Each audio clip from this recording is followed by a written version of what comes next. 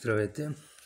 В това видео смятам в следващите няколко минути да направя един сравнително кратък и не много задълбочен, но според мен чертаеш основните щрихи анализ на една тема, която според мен касае всички ни. И това е какво ще бъде бъдещето от тук насетне, какво очакваме от тук насетне и най-вече моето лично мнение, защо много наблюдатели, много анализатори, много експерти, които се занимават с анализи, с моделиране, с едва ли не предсказване на бъдещи събития, много от тях ще се провалят, анализирайки тези събития, които ще последват от действията на Доналд Тръмп. Защото Доналд Тръмп ще бъде фигурата, която ще изиграе много ключово значение за световните дела следващите няколко години, минимум 4 години.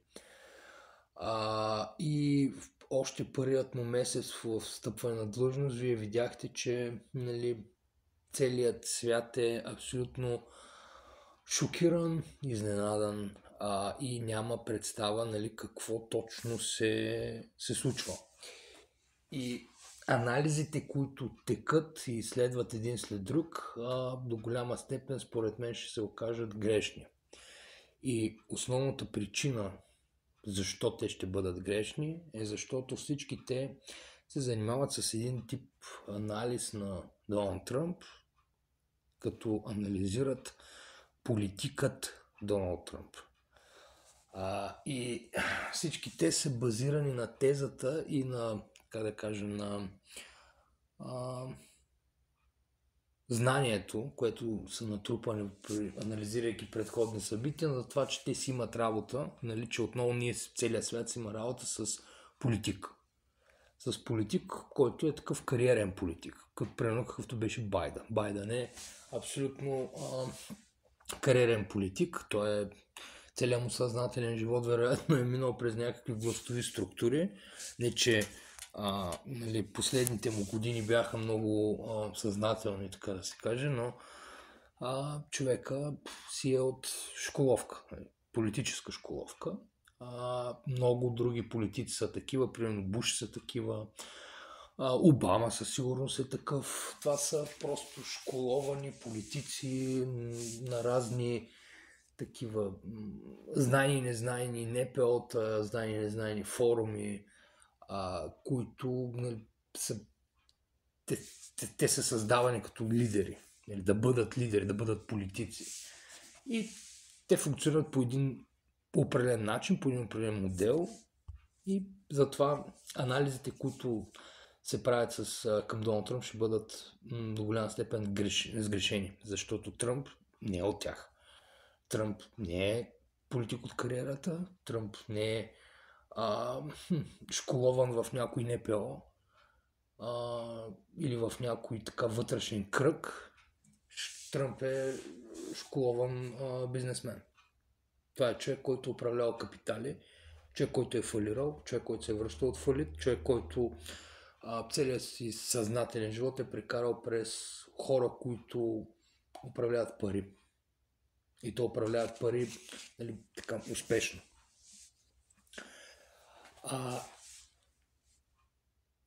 Това, което ще последва от тук насетне, както казах, поне 4 години, ще бъде Съединените американски щати, държавата Съединени американски щати, ще бъде корпорацията САЩ. Ще бъде едно корпоративно управление. Като Доналд Тръмп, като един добър изпълнителен директор, който ще управлява тази корпорация, ще работи единствено и само, това е много важно да се разбере, единствено и само, за да направи така наречените стейкхолдери, това е по принцип закон в Съединените щати, нарушаването на този закон вкара в федерален затвор, всеки един, който е в изпълнителен директор и борда на директорите, на която и да е корпорация, са задължени да действат в най-добрия интерес на акционерите, на стейкхолдерите, т.е. на собствениците на тази корпорация. Кои са тия собственици? Така грубо казано, това са различни кръгове, финансови, бизнес кръгове, олигархични, ако щете, кръгове, различни кръгове на влияние в Съединените щати. Тръмп ще се опита и според мен е така доста добрия кандидат за това нещо, да направи всички тези кръгове щастливи. Как ще ги прави щастливи? Като сключва сделки и им носи приходи. Това е цялата концепция на начина, по който ще функционира корпорацията Съединени американски щати в следващите минимум 4 години. И анализирайки действията на Доналд Тръмп от гледната точка на това какво би направил един политик от кариерата, ще се провалят. Защото те трябва да се гледа по-скоро от гледната точка на един изпълнителен директор. Какво би направил един изпълнителен директор в дадена ситуация. А това, което би направил един изпълнителен директор в дадена ситуация, ако иска да бъде изпълнителен директор, е да направи, както казах, собствениците щастливи. Което означава да прави пари. Идеята на Доналд Тръмп от тук насетне ще бъде да прави пари и да сключва сделки, всевъзможни сделки, които удовлетворяват тези кръгове. Сега, това, което започна като масивна чистка, впрочем, водената група на Илон Мъск, Doge, тази чистка е нещо, което е абсолютно типичен корпоративен ход. Корпорация, която така стяга редиците и всъщност прави един одит и се опитва да намери всякакви пробойни, от които изтича капитал. И тези пробойни след това да бъдат запълнени с цел оптимизация на разходите. Това е, което Илон Мъск прави. Ключовото тук е да се отбележи, че докато в една корпорация, това е да кажем, нещо, което може да се очаква, това не е най-добрият ход за една държава, тъй като едни подобни, да кажем, урязвания на някои ключови социални плащания могат да доведат до влошаване, грубо казано, на стандарта на живот, качеството на живот на гражданите. Но корпорацията като корпорация, те не се интересува от такива сантименталности, като благосъстояние на служителите вътре. Тя се интересува до толкова, доколкото служителите да останат лоялни на корпорацията. Но не и повече, не е над това. Тя не ти е приятел, тя е структура, която има една единствена цел, това е да прави пари. И това ще бъде това ще бъдат Съединените щати следващите поне 4 години. И всички възможни ходове, действия и развития, които ще се случат, трябва да бъдат гледани от гледната точка на това какво би направил не един политик, а това какво би направил един изпълнителен директор. И веднага ще дам един прост пример. Много повърхностен, разбира се. Ще се направи отделен клип, който така в детайли ще разгледа този проблем, тъй като е доста нашумява и ще продължи да нашумява дълго време, според мен. Но това е какво се случва в Риад, или по-скоро след Риад, и по-конкретно тези слухове, спекулации, този развален телефон, който се получава от предложенията, че Съединените щати ще се един вид изтеглят от Европа или поне ще намалят военното си присъствие, или голямата спекулация, която би уважило желанието на руския президент Владимир Путин от 1921 година, и това е връщане на границите на НАТО до 1997, което абсолютно касае цяла Прибалтика и източна и юго-източна Европа. Това касае България, Румъния, доста държави. Пак казвам, темата е много дълбока, но моето виждане по тази тема е, че тези слухове, тези спекулации в момента постигат, може би, най-добрия резултат. И всички са настръхнали, всички са оплашени. И точно в един такъв момент на несигурност идва реално и предложението за сключване на сделка. Каква е сделката?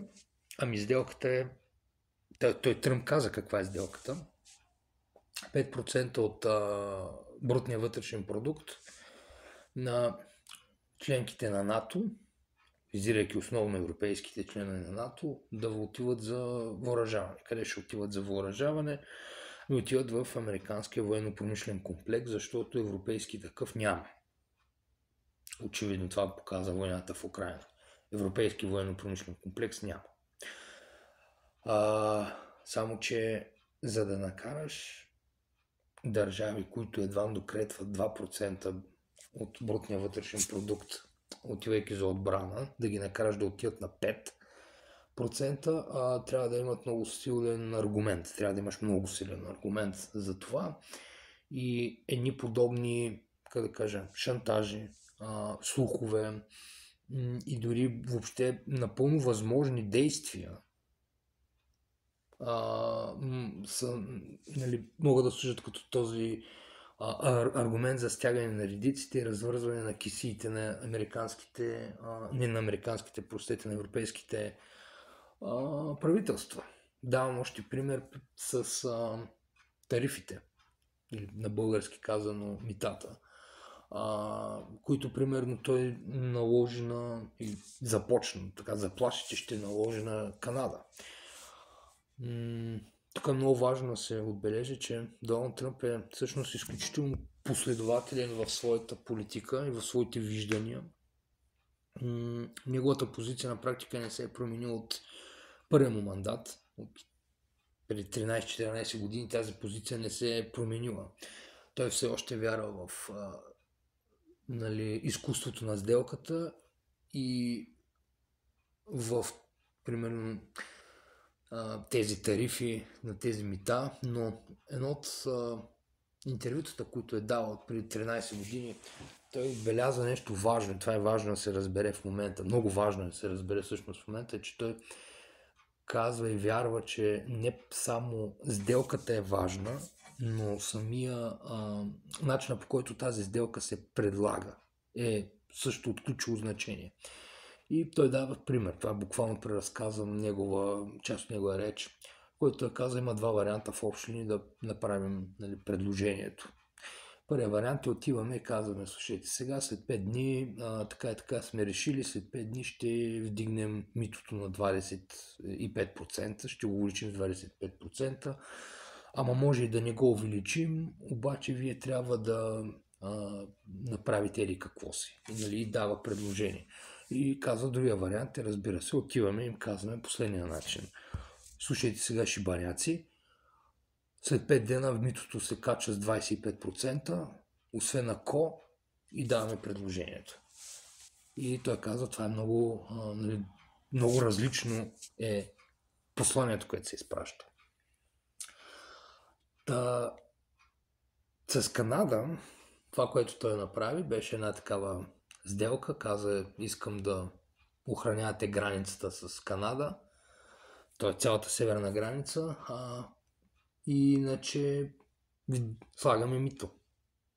Канадците казват, Джастин Трюдо каза, не, ние няма да преговаряме едва ли не няма преговаряме с терористи. Тръмп задейства указа и само след няколко дни Трюдо каза, ние всъщност ще пренасочим милиарди долари за охрана на северната граница. Тоест Тръмп получи това, което иска. И митото, в смисъл тези увеличения на митата не са въведени. Също върви с цяла Южна Америка в момента. Къде е мита, къде е санкции, къде някакви други такива приеми водят до желанието на Доналд Тръмп без проблем да екстрадира нелегални мигранти. Това е неговото желание. което е, нали, да се разкарат те от първо от Съединените щати, второ от социалната система на Съединените щати, което пак е част от съкращаването на разходите. Този типичен корпоративен ход. От този ред на мисли смятам, че много хора ще бъдат изненадани и учудени от всичко, което предстои да се случи. Защото за пръв път ще имаме истински изпълнителен директор, който помеждувременно, нали, изпълнява функцията на президент. Той ще трансформира една държава, може би все още най-могъщата държава, в една гигантска корпорация и ще управлява като корпорация. Руснаците много бързо ще се нагодят спрямо това, китайците вече са се нагодили спрямо това, европейците насилно се надявам да успеят, защото това, което виждаме на този етап е по-скоро една така сериозна неадекватност спрямо Тръмп и спрямо това, че вече имаме един много сериозен такъв вятър на промяната за духа в целия свят. Силно се надявам европейските политици бързо да разберат как се комуникира с човек като Тръмп и как се говори с изпълнителен директор. Защото начинът, по който се управлява една държава, начинът, по който се управлява една корпорация е коренно различен. И двете неща, макар и да имат сходство, имат огромни разлики. И също много важно да се разбере, не непременно корпоративното управление е добро за цялостното благосъстояние. Не очаквайте от Тръмп да бъде месия. Тръмп ще бъде бизнесмен, който ще обслужва американски финансови интереси. И всяка едно от тези финансови кръгове ще бъде, не само финансови, производствени, лобистки, грубо казано, кръгове, ще бъдат разглеждани като отдели на тая корпорация, които трябва да бъдат развивани и трябва да носят приходи на собствениците. Това е концепцията, която следва. Само европейците май не го разбират това. Сигурно се надявам скоро да го разберат, защото има, нали, то е малко нос две острията това нещо, но има възможност да се изключват и изгодни сделки. Обаче такива ритания срещу, как да се извиня, ритания срещу ръжен много няма да доведат до нищо хубаво. Като примера ще бъде Зеленски.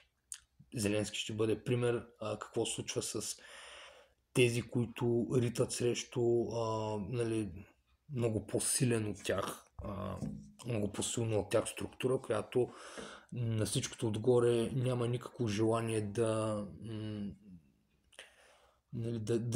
показва някакви скруполи или милосърдие. Защото това е корпоративният свят. Впрочем, следващите няколко години вие нали, на всички ни предстои да видите приеми, хватки, техники, похвати, всякакви такива неща, които идват от корпоративния свят, които впрочем не са много познати на широката публика, на хора, които не са се сблъсквали с високите етажи, да кажем, на по-корпоративния свят, за тях ще бъдат непознати. Но вие ще се запознаете с тях на държавно ниво. Те вече ще се случват на ниво държава. От този ред на мисли, бъдещето на НАТО, на Европа, на Украйна е въпрос на корпоративна сделка, където няма да има особени сантименти и ще бъдат безкруполни. Просто ще бъде не реал политик, а ще бъде реал капиталист. Капиталист такъв от безкруполен капиталист от 19 и 20 век. Такъв тип сделки ще се сключват и много хора ще бъдат просто шокирани. И поради факта, че такова нещо не се е случвало до този момент, да, вярно, Тръмп управлява 2016 година до 2020, но този Тръмп сега няма нищо общо с предходния Тръмп. Този Тръмп сега е много реваншистки настроен, много настроен да действа силово, абсолютно безскрупулно, той няма да се церемони и нали, няма да има някакви скруполи, милосърдие и такива слабости, да кажем, каквито може би имаше в първия мандат. Така че ни очакват много сериозни турбулентни периоди, в които има възможност, нали, да бъдат сключени добри сделки, обаче да се сключат добри сделки трябва така най-малкото добри търговци, които могат да продадат на Тръмп някаква идея. Опасявам се, че в Европа може би са малцина тия, които могат да го продадат, затова и сделките, които нали, Европа ще сключи, ще бъдат доста неизгодни. Руснаците, според мен, ще успеят да се разберат доста добре с него. Китайците ще успеят да се разберат на този етап също добре с него. Европейците силно се надявам да успеем, защото иначе нали, последиците няма да бъдат добри за нас. Така, това е което искам да ви кажа. Ще се опитам да анализирам Тръмп за в бъдеще от гледна точка на това не какво един политик би направил, това какво един безкруполен капиталист застава началото на просто корпорация би направил в дадена ситуация. И какъв би бил резултата. Защото според мен това ще бъде основната линия, по която ще се движат нещата. Ние правим пари, ние сме тук, за да правим пари и да правим инвеститорите, така да се каже, в корпорацията Съединени Американски щати доволни и по-богати. И някой накрая ще трябва да плаща сметката, силно се надявам да не е Европа, но с тези ниска култура, политическа и бизнес култура, която в момента има в Европа, имам лошото усещане, че Европа ще бъде този, който ще плати сделката, ще плати цената на тези сделки, които предстоят да бъдат сключени. И така, това е за този клип и този кратък. Той стана по-дълъг от очакваното коментар. Ще продължа с коментари на други теми. До скоро!